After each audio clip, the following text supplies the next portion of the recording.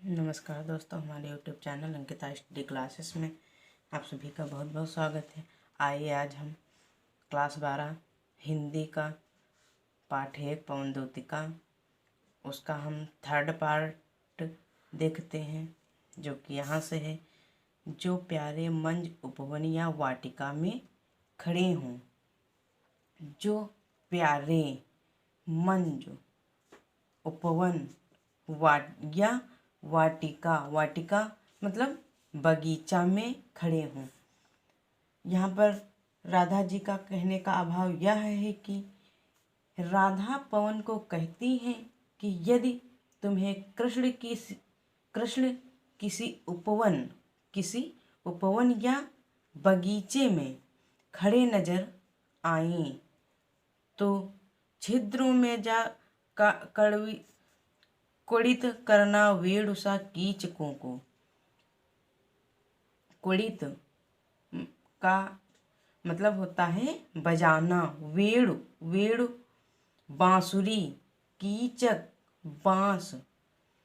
तो तुम बांसों के छिद्र में पहुंचकर उन्हें बांसुरी के सदृश बजाना। यूं होवेगी सुरति उनको सर्व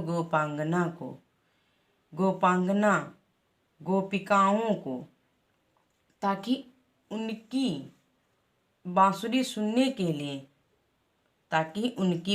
को सुनने के लिए जो है वंशी श्रवण रुचि से दीर्घ उत्कट वाली, ताकि उन्हें उनकी बांसुरी को सुनने के लिए व्याकुल होती गोपियों की याद आ जाए। अब देखते हैं हम। ला के फूल कमल दल को श्याम के सामने ही। राधा आगे कहती हैं कि मेरे प्रियतम के समक्ष खिले हुए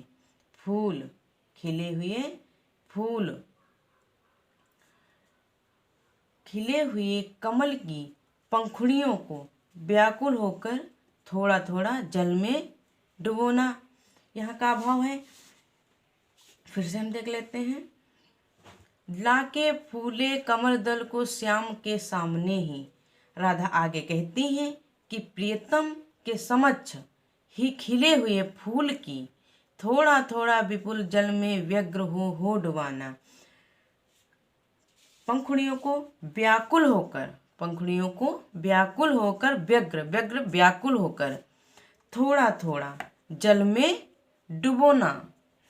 यो देना ए भग्न जलता एक अम्भोज नेत्रा को।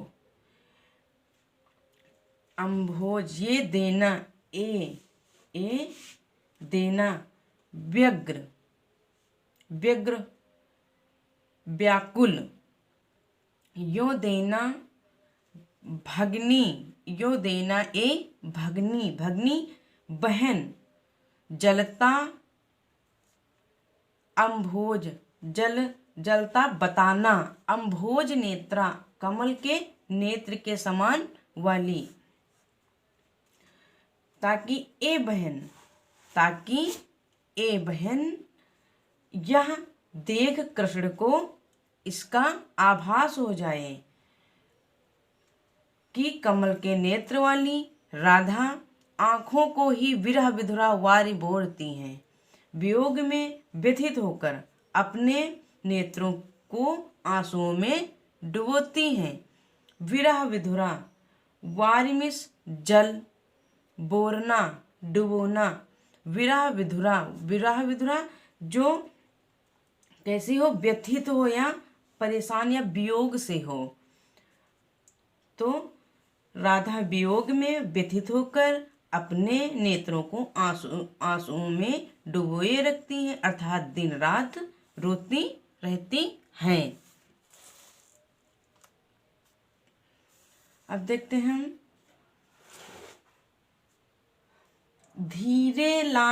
धीरे लाना वहन करके नीप का पुष्प कोई।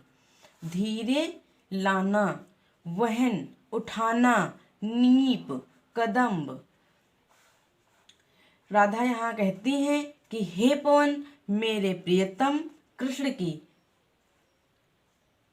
चंचल आँखों के आगे धीरे से कदम्ब का फूल लाना। देखो, धीरे लाना वाहन करके नीप का पुष्प कोई, और प्यारे के चपल द्रग के सामने डाल देना। राधा पवन दूती से कहती हैं, हे पवन, मेरे प्रियतम कृष्ण की चंचल आँखों के सामने चपल, चंचल, द्रग, आँख, चंचल आँखों के सामने या आँखों के आगे धीरे से कदम्ब का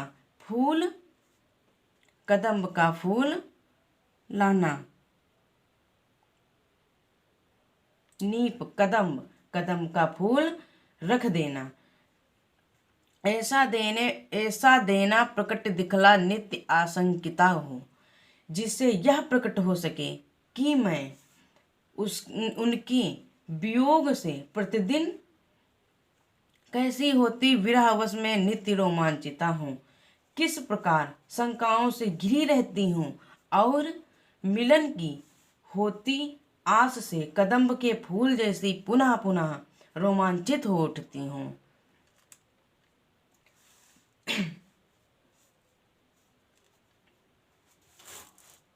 अब देखते हैं अब यहाँ से हम देखते हैं, बैठी नीचे जिस विटप के श्याम हुए उसी का। विटप पेड़, बैठे नीचे जिस विटप के श्याम हुए उसी का। यहाँ पर राधा पवन दूत से कहती हैं कि हे कृष्ण जिस पेड़ के नीचे बैठे हों। यहाँ राधिका जी हे दूत से कहती कि हे दूती, बैठे नीचे जिस विटप के श्याम हूँ मैं उसी का। विटप पेड़, कृष्ण जिस पेड़ के नीचे बैठे हों, कोई पत्ता निकट उनके नेत्र के ले हिलाना। तुम उसी का पत्ता उनकी आँखों के समक्ष लाकर हिला देना। जो प्यारे को विदित करना चातुरी से दिखाना। जो प्यारे को विदित, ज्ञात या बताना, चतुराई से, उन्हें चतुराई से बताना। क्या बताना? पत्ते को चतुराई पूर्वक हिलाकर तुम मेरे प्रियतम को इस बात से अवगत करा देना। मेरे चिंता विजित चित्त का क्लांत को हो कांप जाना। मेरे हृदय पर विजय पाकर चिंता द्वारा जीते गए, क्लांत, थका हुआ, मुरझाया हुआ, मेरे हृदय पर विजय पाकर मुझे इस प्रकार थका दिया है, अर्थात प्रिय के वियोग में वह प्रत्येक क्षण उन्हीं के विषय में चिंता रहती है।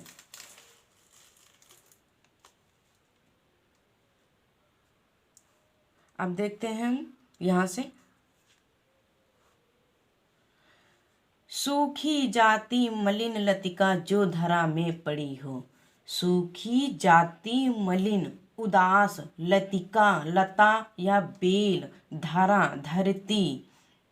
यहाँ पे राधा जी पवन से कहती हैं कि यदि मथुरा की भूमि पर तुम्हें कहीं मुरझाई हुई लता दिखाई दे तो पाँवों के निकट उसको श्याम के ला गिराना।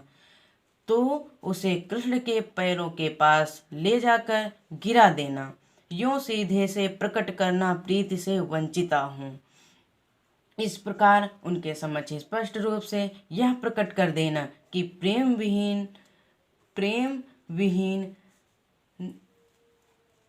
विहीन रहकर मैं भी उसी लतिका की तरह मुरझाकर सदा सूखते जा रही हूँ। यूं सीधे से प्रकट करना प्रीति से वंचिता हूँ। मतलब कि यह तुम प्रकट कर देना कि प्रेम विहीन रहकर मैं भी उसी लतिका की तरह मुरझाकर सदा बहार की तरह सूखते जा रही हूँ। मेरा होना अति मलिन और सूख ते नित्य नित्य जानना। वंचित सूखना, मेरा होना अति मलिन सूखते सूखते नित्य सदा। यदि आँखों के आगे उसे धीरे से रख देना और उन्हें बताना कि पति से बिछड़ी हुई स्त्री के समान मैं नित्य पीली पड़ती जा रही हूँ। यहाँ से हम देखते हैं, यूं प्यारे को विदित करके सर्व मेरी व्यथाएं बताना।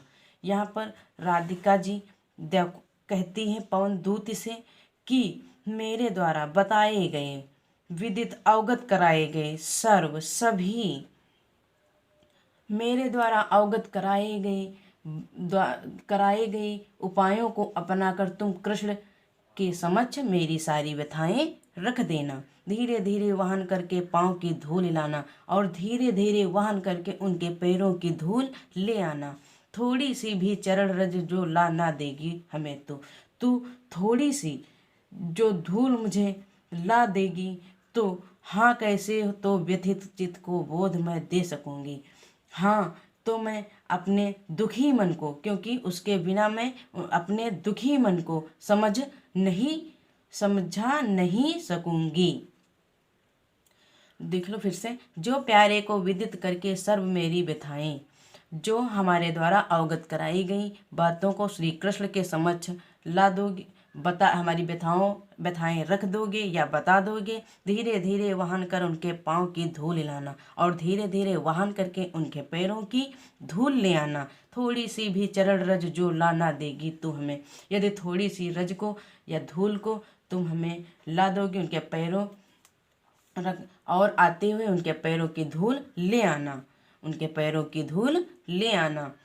हाँ कैसे तो व्यथित चित्त को बोध मैं दे सकूंगी, क्योंकि उसके बिना मैं अपने दुखी मन को समझा नहीं सकूंगी। राधा यहाँ पे राधा के कहती हैं, पूरी होए ना यदि तुझसे अन्य बातें हमारी, यदि तुम मेरे द्वारा समझाए गए कार्यों को पूर्ण नहीं करने में समक्ष ना हो सको या मेरे द्वारा बताई गई बातों में तुम उनको बताने में समक्ष नहीं हो, तो तू मेरी विनय इतनी मान ले और चली जा। तो तू केवल मेरी एक ही विनती को मानकर तुम चली जा। छू के प्यारे कमल पग को प्यार के साथ आ जा, उनके कमल रूपी चरणों को प्रेम पूर्वक स्पर्श करके चली आना। जी जाऊंगी हृदय तल में मैं तुझी को लगा के, और मैं तुम्हें ही हृदय से लगाकर स्वयं में नवजीवन का संचार करूंगी, अर्थात स्वयं को जीवित रख सकूंगी। फिर से देख लेते हैं, पूरी होवे ना यदि तुझसे अन्य बातें हमारी, यदि तुझसे हमारी अन्य बातें नहीं पूरी हो रही हैं तो तू मेरी विनय इतनी मान ले और चली जा। तो तू केवल एक ही विनती को मानकर चली जा। छू के प्यारे कमल पग को प्यार के साथ आ जा। तो तू मेरे कमल रूपी श्री कृष्ण के कमल रूपी पैरों को छूकर तुम चली आना। जी जाऊंगी हृदय तल में मैं तुझी को लगा के, और मैं तुम ही को हृदय से लगाकर स्वयं में नवजीवन का संचार करूंगी, अर्थात स्वयं को जीवित रख सकूंगी।